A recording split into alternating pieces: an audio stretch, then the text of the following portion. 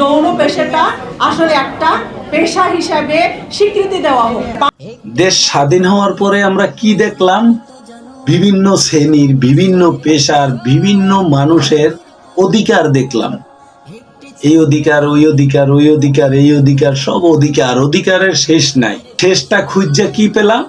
10 জনের মধ্যে একজন কুত্তালিক আছে, তার উস্কানিতে কি হয়েছে? প্রস্রাব করতে যাবো, এই অধিকারের আন্দোলন।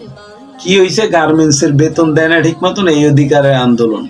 কি হয়েছে? আমাদের মন্দির ভাঙে, এই অধিকারের আন্দোলন।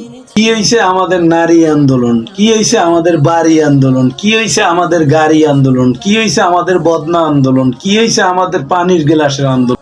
তুমি কে, আমি কে, হিন্দু হিন্দু, তুমি কে, আমি কি, সনাতন সনাতন, তুমি কে, আমি কে, কাজের বুয়া কাজের বুয়া, তুমি কে, আমি কে, পাগল পাগল, তুমি কে, আমি কে, ছাগল ছাগল, তুমি কে, আমি কি, কচু কচু, তুমি কে, আমি কে, যৌনকর্মী যৌনকর্মী, তুমি কে, আমি কে, যৌনকর্মী যৌনকর্মী। এখন শুধু বাকি আছে এই আন্দোলনটুকু।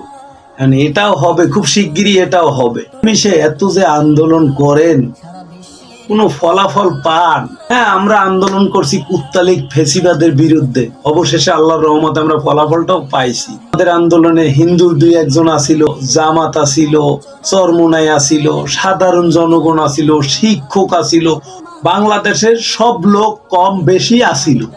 অতএব কি একতরফা একটা আন্দোলনের পিছনে বাংলাদেশের সব দল মত নির্বিশ্বাসে সবাই ছিল, রহমতে সাকসেসফুল হয়েছে। যে এই যৌনকর্মীর আন্দোলন, অমুকের আন্দোলন, জামাল ভাইয়ের আন্দোলন, মালেক ভাইয়ের আন্দোলন, জোতা সেলাই করে মুসি ভাইয়ের আন্দোলন, অমুকের আন্দোলন, এগুলা করে কোনো লাভ আছে?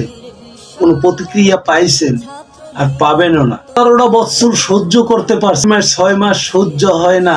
দেখেন না ফলাফলটা কোথায় যায়। তো গতিতে 1 মাসের ভিতরে আলহামদুলিল্লাহ যে ইউনূস স্যার ভালো ফলাফল করছে, আর যে কাজগুলা করছে আমাদের চাইতে আমাদের আল্লাহ খুব খুশি, এটা আমি মন থেকে বিশ্বাস করি। কিছু কিছু আমাদের বাঙালি আছে, তাদের প্রধান ধর্ম হয়েছে কি, একজন ভালো করতেছে তারে ঠ্যাং ধরে টাইনে নামা। বর্তমানে যারা আন্দোলন করে এগো পরিবেশেই